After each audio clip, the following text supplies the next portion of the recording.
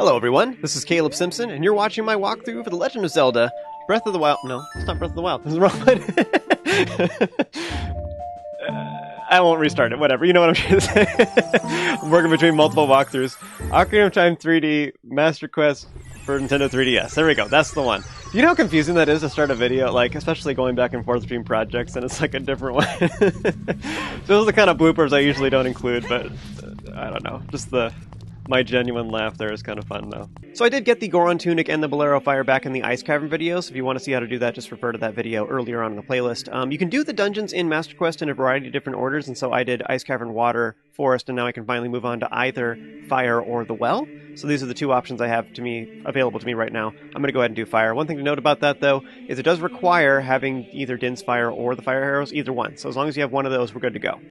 See, most stairs will try and kill you when you're at the top of the stairs. These stairs are really ambitious, and they try to kill you before you even get close to it. But you can just parkour your way past that flame and then go up either one of these walls. You'll notice that there are some torches that are embedded inside this railing on the side, and there's also torches that are embedded inside these tiki statues. You can see that one is lit already, but there are two more that are inside the mouths. One way you can tell this, by the way, just for your own curiosity, because you can hookshot to the torches, but if you stand really close, you hookshot to it even though it's inside this because you're clipping through it, but Link can't actually pass through, so he ricochets back or whatever. Anyways, snapshots back. What we want to do is stand near the middle and then use Din's Fire, ideally. Otherwise, you can also aim the fire arrows around and shoot them all individually. This will open up the nearby door. Go ahead and head inside, and here we have a very manly conversation with Darunia. Man to man. I don't have the dungeon item, but I'll just attack the boss, but it'll be fine! What could possibly go wrong? This is how we know you're the next sage, by the way. Okay, so in this room, what you want to do is you want a long shot to this target over here, or stand on those platforms just to the left, and then use a hook shot if you don't have enough range. Now, here what we need to do is we need to light this torch across the way, we need to light this one at this target, and we also need to light the one that is hiding underneath this crate. So come up here first and break the crate. I think you can't light it unless you have it broken open. But anyway, I could be wrong about that. Anyways, the goal here is what you want to do is if you have fire arrows, this is the easiest way. But try and aim really carefully. This one's kind of annoying. I feel like I always aim too high. Or too low. There we go. Okay. And then hop down and light the other one. The other way to do that would be to stand like towards the front of this platform right here. And then you can use Din's Fire, and then quickly back up and shoot a regular arrow through this lit torch over to the one across the way, if you don't have fire arrows. So that would be how you do that. When you're done with that, make sure you smash these to get both magic and arrows. Unfortunately, these jars do not respawn, or the jars do, but the contents do not, unless you exit the dungeon and re-enter, which is annoying because it will respawn all the enemies. Now, that first room doesn't have any enemies anyway, so it's kind of fine. So if you really need more magic and you mess this up a couple times, then you can just leave and come back, and you can refill up all your magic. Anyway, lighting all those torches will remove the grating in front of this doorway, and this will allow us to grab a small key. By the way, you can walk through lava as long as you're wearing the Goron Tunic. It will hurt you every so many seconds. I don't know how many it is, 4 seconds or 3 seconds or something like that. So it hurts you just a little bit, but not very much, and honestly, it's pretty much nothing, especially compared to the amount of damage we take in Master Quest in general. Return to the main room, and then go through the locked door off to one side. Watch out for the keys as soon as you enter, and there are 2 Stalfos that are in this room. By the way, this keys typically will drop a bunch of recovery hearts. Oh, that was time with prepped arrows. But anyways, you could refill on any hearts that you took from walking through the lava. Okay, 2 Stalfos. Ideally try and taunt them into jump attacking or something. The Goron Sword makes this easier. I have said this for like all the dungeons I've been doing in Master Quest. I keep repeating this because in case somebody's watching just this video in the walkthrough, they like skip ahead, because you can do the dungeons in a variety of different orders and stuff. So somebody's just hopping into the walkthrough at this point. I have a trick for defeating Stalfos, and that is just basically stab a bunch, but you can either taunt them into jump attacking at you, or you can just get real aggressive and go close while you're Z-targeting and stab them. This works better with the Goron Sword, but basically, like if you just space out your stabs, you can guarantee that you kill them pretty easily. In the center of the room, the Navi will fly over and turn green. This is an indication that you can play the Sun Song to wake up a fairy. Go through the metal door. These flying tiles, you can't actually have Navi give you any information about it, but I just call them flying tiles. I don't think they actually have an official enemy title, though. Darkness can be kind of scary in Master Quest. They do a lot of damage already in regular Ocarina of Time, but they're even worse in this. Stabs are the way to go, especially with the Megaton sword. You can kill these guys very fast. I find it funny when I watch people fight Dark Nuts. They don't do it this way, and I don't understand why not, because it's so good. Just the level of effectiveness is off the charts. Now in this room there are 5 fairies you can grab. One of the reasons this is cool is because it's pretty close to the entrance of the dungeon, so you can totally hop over here and snag a bunch. Just note that if you go through that room we just came through, if you leave the dungeon and come back, then all this stuff will reappear. There are 2 fairies on this side. There's one that's for playing the Song of Storms, I believe, for that painting on the wall. And then otherwise there's these 2 in this corner as well. And then the remaining jars all have bombs, I believe. And to the next room we have a Flare Dancer fight. Now there's a trick for fighting these guys. I'll show the Master Sword here in a second, because I want to show it in more detail. Use a long shot ideally. They'll always start running in the direction he's facing at first, but you can circle around to like trap him and make him go different directions. So, I'll show what I mean by that with the Master Sword, do it a little more thoroughly. Just because I don't want to kill him too fast. Alright, let's show the strategy a little more thoroughly. So, which way is he going? Oh, wrong way.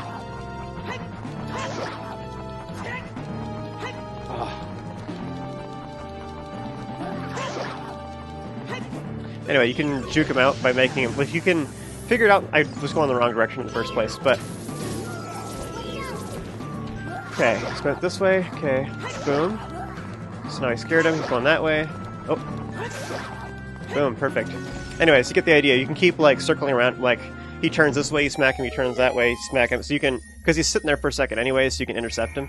Otherwise, you have to run the entire distance around. But even with the Master Sword, you can kill him really quickly. So, put the Megaton sword back on, go ahead and open the chest to get the Megaton Hammer. Okay, the next door is going to be through the metal one.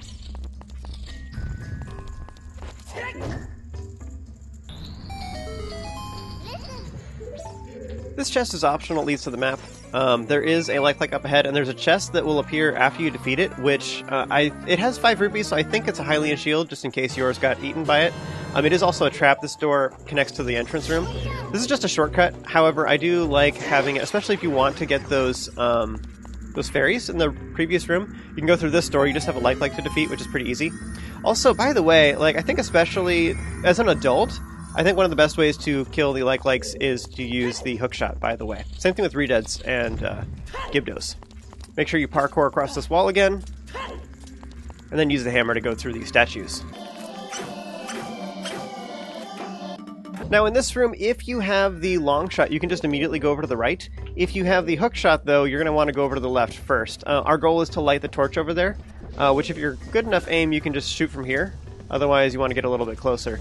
So, shoot it with the fire arrows. Otherwise, you can stand on top of that moving platform and then use Din's Fire. What this will do is it creates a whole bunch of these targets throughout the lava, throughout this room, and also one on top of the platform over there so that you can use the hook shot. Again, if you have the long shot, this doesn't matter. It doesn't actually help you, so it's irrelevant. Anyways, now we're going over to the right side instead, and so what we're going to do is head over onto this platform. This particular one rises up into the air, and it will lead over here where you can get on top of this platform, and there's a torch embedded in the floor. What we want to do is light both this torch and the one that is on the other platform. Unfortunately, those targets do kind of get in the way, so you want to aim a little bit to the side. But otherwise, you can also use Din's Fire and shoot a regular arrow through this to hit that torch up there. Now, at this point, make sure you grab the magic, since we just used a bunch. You can get on top of this moving platform. If you have the long shot, what you can do is you can shoot this from here. I know it's really weird looking. I like to aim while it's standing still, and then after it starts moving, I do it. What I find is that if I try and always wait till it's stopped, then sometimes, or you can just wait for it to get to a full stop at the top, I guess. Whatever. Anyways, you can shoot towards the torch itself. You don't need the targets. But anyways, if you have the hook shot, unfortunately, you do need to make the targets because you can't quite aim at the torch from below very well, and you can't aim while on top of that long platform. So you need the targets so you can get up here like that with the hook shot. Oops. Yeah.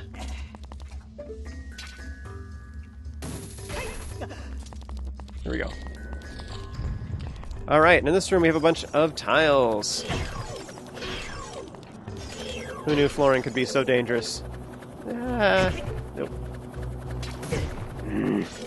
My aim keeps trying to kill me. Or whatever. My targeting.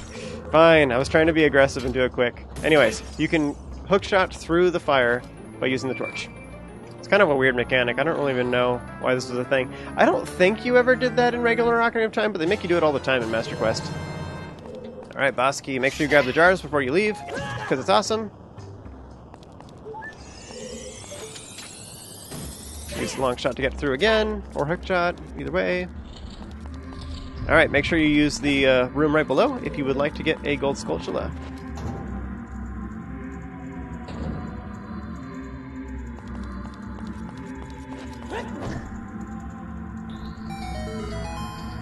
We don't actually care about freeing the Gorons.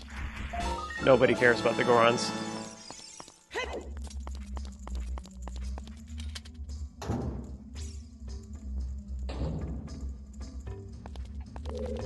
I think most of their like hints they give you too in Master Quest are irrelevant. Alright, so we've gone over to the right side, now it's finally time to go over to the left side. Now at this point, there's a couple ways to get through this, or well, I don't know. You can stand on top of the targets, or you can stand on top of the moving platform and hookshot to it. I think that the platform is probably a little trickier, so I'll show that, I guess. This is my recommendation, though, is like aim kind of in the general direction and then shoot it while it's moving. Just wait for the timing. It's weird looking, but it works. This room, or this wall, by the way, is fake. You can tell because when you slash it with your sword, it makes a weird sound. It's like a shwing or a twing sound as opposed to a clang. Alright, now, in this room, we have a torch inside the torch. Yo, dog, I heard you like torches, so...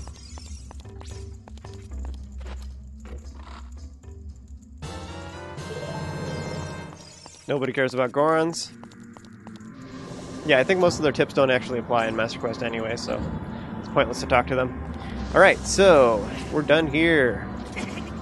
That hurt me because of that moving platform, by the way. The fire that comes out of it hurts you immediately. Running across lava. And entering the locked door.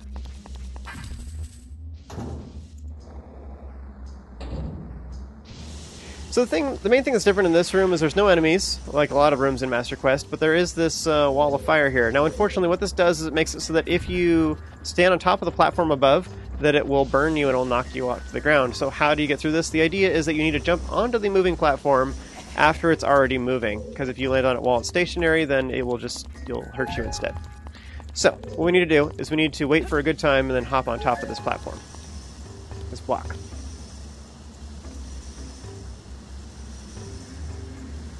I feel like it's kind of like throwing bombs, you know? There you go. This is pretty good. First try.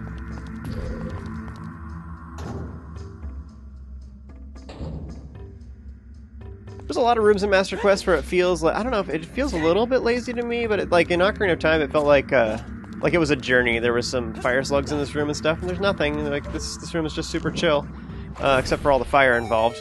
Anyways, there is a torch inside this torch again. And I guess we need the torch just so we can climb on top of it. No! Or we need the target just so we can climb on top of it. This is the only way to reach this. This was Alphos. I recommend killing it. By the way, my tip for this is to, like, hit them and then back up just a little bit and then stab them immediately. As long as you're not, like, if you're standing right at the position you were when you stabbed them, then they'll backflip over you. But if you do this and then back up just a smidge, then you can just keep smacking them over and over again. That's my trick for defeating them quickly, by the way. You can climb up this grating if you want to, but otherwise you can, or chain link fence or whatever, or you can use the target on the ceiling. This room can be pretty confusing, both in regular Ocarina of Time and now. We don't have the boulders to deal with, but there are a bunch of Lizalfos that will spawn throughout here. They're pretty easy. Again, my tip for dealing with them is to, like, hit them and then back up and then run forward and stab them again. Works pretty good. Anyways, you want to blow up this wall to the south and then smash the switch in order to make a bunch of targets. You can go up early, but it does make it awkward for jumping around, and all these Lizalfos will chase after you, making a bunch of noise. Whatever you want to do. Our goal is to get over to that switch, the crystal switch that is across the way, up above. There's two ways to reach it. You can either use a spin attack while standing close to the edge like this. Just charge it up completely. Boom, and you can do that while standing close to the edge, or you can use well-timed bombs. The bombs are harder, so I'll try and show that, because it requires more careful timing, but otherwise you can just spin attack here at the ledge, as long as you have the upgraded spin attack, or the magic meter upgrade, as they call it in the game. first one you get. Oh, yeah, there we go. It was a little bit early, or a little bit late, but it was fine. Alright, grab one of these boxes. I'm surprised the Lizalfos didn't spawn, but that's fine. Now they will. Now there is this optional room. This is, you don't have to do this, but I'm going to show it real quick because you might be curious about how to open it. It doesn't matter though. So, to enter this room, you use a spin attack. If you brought a box with you, make sure that you place it far enough back you don't break it with your spin attack. I believe it can break with that. Now what this does is inside this far crate there is a chest containing bombs, but I think it's kind of silly, like, I don't know, I mean, like you use bombs to solve the other puzzle, but in order to get this puzzle, to get the bombs to solve the other puzzle, you need the spin attack, but I realized the reason they have bombs here is so that you can activate both of these walls to break them, in case you were out of bombs. I don't know why you would be, but you can access these fake walls. They sound funny. They're funny, that's why I was laughing. Dumb joke. Okay, so bring the box over to the switch. Yay! No, it's not close enough. There, you happy? Okay, come into this room, and then all we care about is this small key. I hope you're happy, Goron. Like, I wouldn't save you except that I need this key.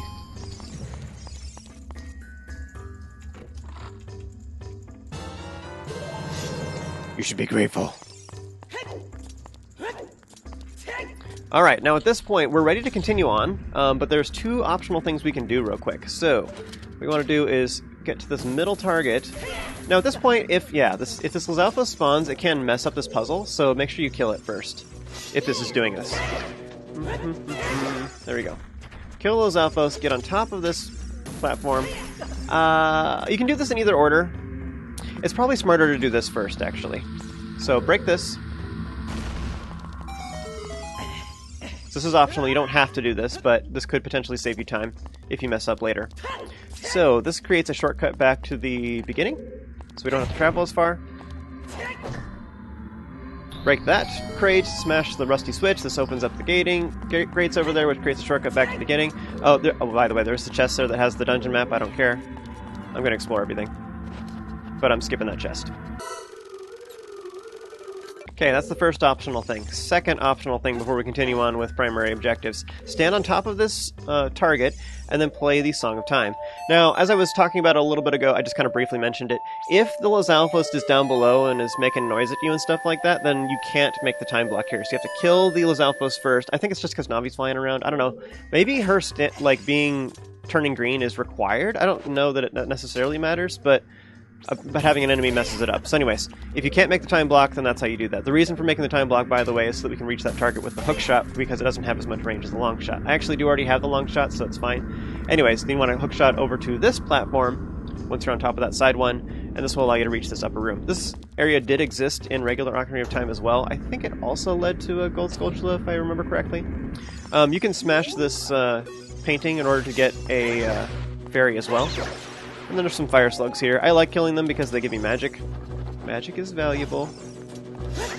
So smack that if you want to get a fairy. And otherwise climb up here. By the way, fire slugs only hurt you if they're like fully red and on fire. If you smack them at all, then maybe this target actually makes the door open too. Yeah, okay. Never mind. You do need to do that. By the way, fun fact about the fairies is a lot of fairies that spawn, at least from the paintings and stuff anyways, they'll move to your elevation, so you can get that fairy right now. It's slowly moving towards us. Except it's not doing it right now. But anyway, you could get it right now as you're up here. It's kind of fun fact. Except it didn't do it. It was lied to me. Now in this room what you want to do is ignore the switch, head over to the far side, and here we have this. You can get across by either rolling right here, or, because it doesn't like you, you can also just hookshot like this. Boop. Now, the reason I made that shortcut earlier is because if you fell down here, you'd have to climb a very long way to get back up, so that shortcut can save you some time. Now, once you go past this fire, you can smack this switch to create some targets. That allows us to get back up here quickly. So, at this point, you can step on the switch, this will put out the flames, but you don't have enough time to go run the long way. I don't think you even can make it in time. So what you want to do is use these targets. If you have the hook shot, you got to use that closer one. If you have the long shot, you can use the far one. Gives you a little bit more time.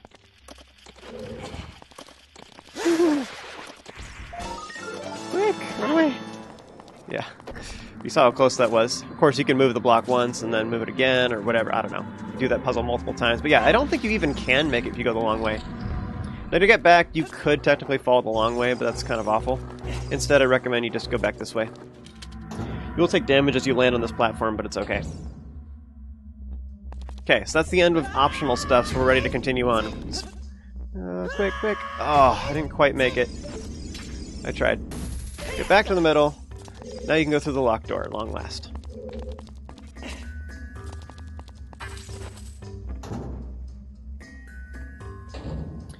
Okay, this room is funky. One thing to know is you don't have to break all these crates. And I think all of them just have green rupees. I don't think any of them have anything... Yeah, unless it's hiding something specific, then there's no reason to break them. So, what you want to do is you go over here,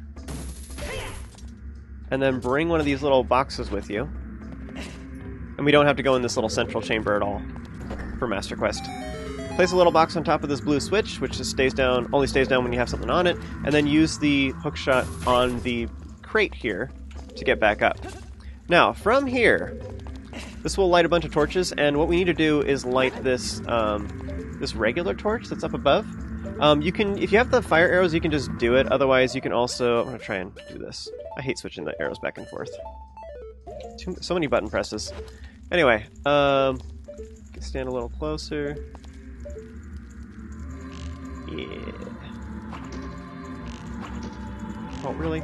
There we go. Da-da. So that's how you do that.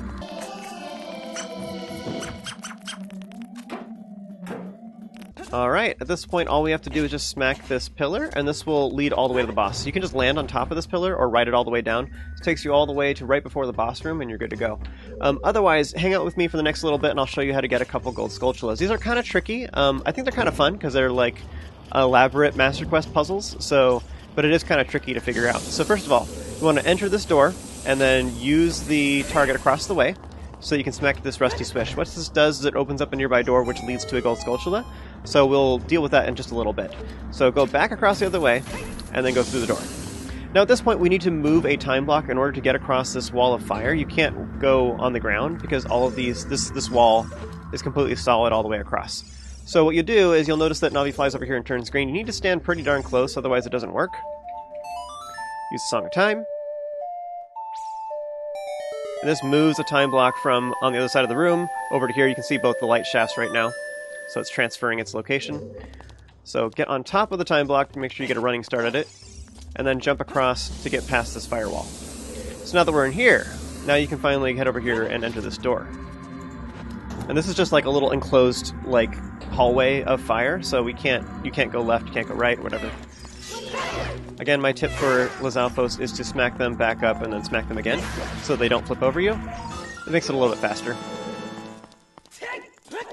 So there's the first Gold Skullchula token. The next one is pretty complicated. So what you want to do is head over here to the right. You'll see that Navi flies over and turns green. Whenever you're making time blocks, you need to make sure you're not standing right where they're going to be. If, like I'm standing here, this isn't going to work because I'm too close. So stand back a little bit so there's enough room for the time block. Use the Song of Time again. You'll move the time block back to this original location.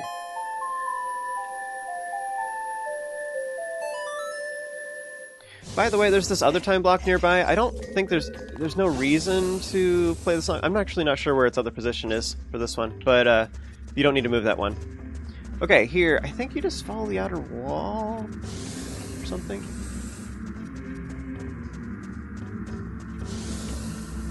Something like that. You just want to stay kind of towards the outer wall. Smack these if you want. I think it has magic. Oh, fairy. That's fine. You can usually tell which ones of these are fire because they're a set distance apart, and then meanwhile these ones that are a little bit wider like this are not going to be bad. Anyways, go ahead and enter this door.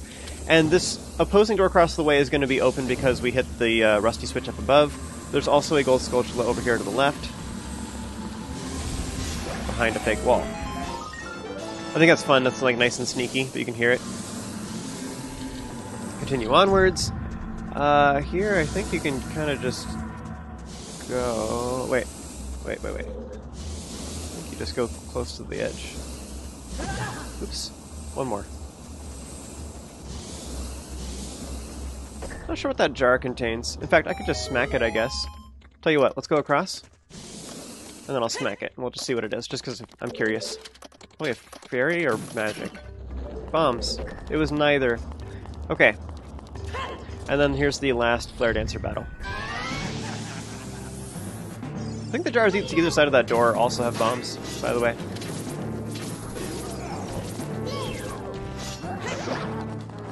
Woo! Okay, that's fine. I keep misjudging which direction he's gonna go. Here we go. So he's totally going this way. Boom. Go around this way. Intercept him. Yeah. So again, my tip is to try and get in the direction that he's facing, and then that'll cause him to spin around and go the other way. So in this case, he's facing this way, so stand over here, smack him, get on this side. Whoop. And that way, he'll keep going, and then turn around, and you can just keep him perma-stunned. It's great. Okay, here's a funky puzzle. So this is an elevator. When you step on it, it'll go up. You can climb up it, or you can go up these little stairs. Once you touch it, it's going to go up. But what you want to do is not take it, and underneath it, there is a small key inside this lava. The lava will hurt you after you're done, but it's fine. Then just note that the elevator will come back down. If it lands on top of you, it will make you reappear at the entrance of the room, and you'll lose, I think, a heart. Something like that. But anyways, grab the small key that's underneath and take the elevator back up. You don't have to step on it in a specific duration or whatever. It just keeps going, repeating over and over again. So take the elevator up now that we have that small key. Super tricky puzzle. Part of the reason why that's not like too bad or whatever is because because the camera has a different angle when you're going up the elevator. So if you're just watching, you can see the small key underneath it. I think you just go through here. I don't think there's anything you have to do in this room. And then, yeah, I mean, this gives us a small key. And I think that painting has a fairy. We can get it on the way back or something as well. Okay, by the way, here's a tricky thing. So you can smack this. Don't fall down yet, though. You do have to do this.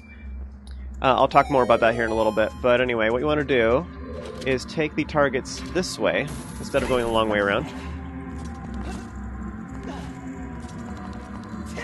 And then you'll see that Navi flies over here and turns green. That's because you can play the Scarecrow song. Alright, Pierre, you're up. At long last. I know I've abandoned you for a long time, but I need you. Your services are required. Okay, so step on top of the switch, and I think it's impossible to do it the long way around. You have almost enough time. It's very tricky. It feels like you can do it, and you just can't. You need the Scarecrow song for this.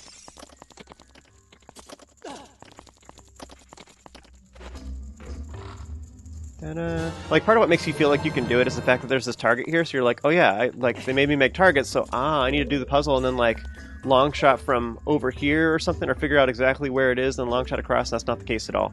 I don't think you can do it that way. I think it's impossible. I think you have to take the Scarecrow song. Anyways, so once you've done all that, make sure you smack this switch if you haven't done it already. When you fall down here, the reason is because at this point you need a small key, which we just got from that chest.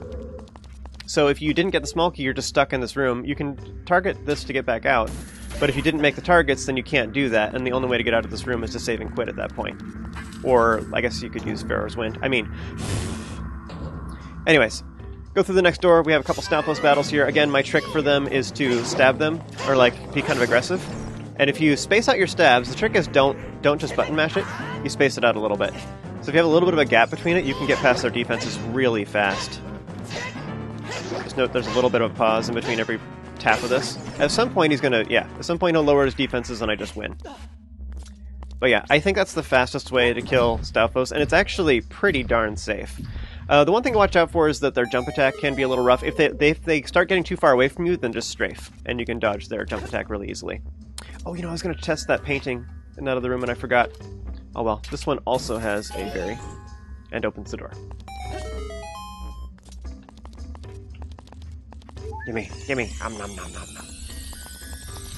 Alright, and here's the last gold Skullchula. Ta-da!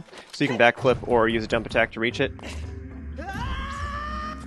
Okay, Okay, and then here we are back at the pillar room, or the, you know, the firewall room. So anyways, I'm going to land on top of this pillar. If you didn't smack this already, make sure you do it now, and then land down here to get to the boss room.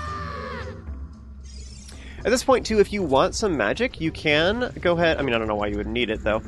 You can get the jars over here. I already collected them before when I was doing the puzzle, so I've already collected those. In order to make them reappear so they actually have goodies inside them, though, you have to leave the dungeon and come back. If you don't need arrows or bombs... I mean, I suppose, you know, you can use arrows for this boss. And that while it's flying around in the sky, and that I believe that works and it does damage. Although if you can hit it with a melee weapon, especially the Begoron sword, you can do a lot more damage and it's great. This boss is kind of funny. If you have the Begoron sword, you can just kill it super fast. So two things to help with that is use jump attacks, and the second thing to know is that when it's flying around, you can still hurt it with either arrows or your weapons.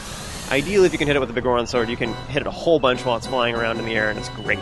And otherwise, you can crawl over the edge and, like, be climbing in order to avoid all the boulders that are falling down. None of them can hit you when you're there. So anyways, you can cheese this boss pretty hard if you know what to do. We'll see if I can one-cycle it. I doubt it, though. Just kind of RNG. Smack. Get the sword out.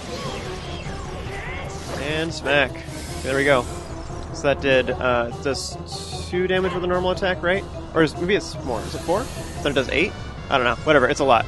Okay. So ideally, we can smack him right here. Aw, I was trying to jump attack him. Yeah, it's just his head. So I think I messed that up. If I did a couple more hits on him, then I would have been able to... If I hadn't fallen down with that jump attack, probably would have been fine. Quick. Okay. Jump attack. Is it enough? Yeah, just barely.